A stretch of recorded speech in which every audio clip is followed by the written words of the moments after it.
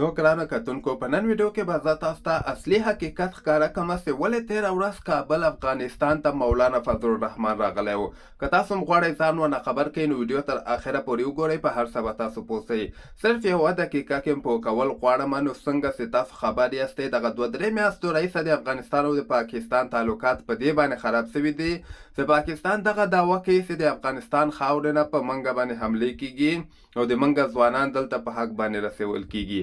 هغه نه وروسته بیا پاکستان چې کله دا فیصله وکړه چې موږ په پاکستان کې یو غیر قانوني افغان یعنی نه پرېږدو، دوی به موږ وباسو ځکه وایي د همدغه په وجه باندې موږ باندې حملې کیږي.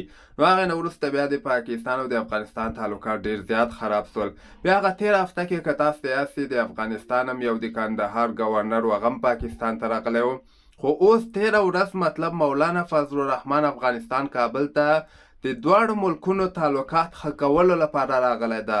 مولانا فضل الرحمن چې کوم د هغه وایي چې زه غواړم د افغانستان او د پاکستان تعلقات ښه سي او دغه پوله باندې چې کوم موږ پاکستان او افغانستان ته چې کومې پیښې رامنځته کیږي د دغه مخنیوي لپاره راغلی یم زه. د دغه مخنیوي لپاره راغلی یم زه. مین مقصد یې همدغه ده. مین مقصد د مولانا فضل الرحمن د راتګ همدغه ده چې د دوی دا دعوه کوي که نه پاکستان چې د افغانستان خاورې نه په منګه باندې حملې کیږي باید مطلب اسلامي امارت د دغه مخنیوی وکړي. تاسو د دې په هکله باندې څه نظر لرئ؟ خپل نظر هم لاندې ما سره په کمنټ کې شریکولی شئ.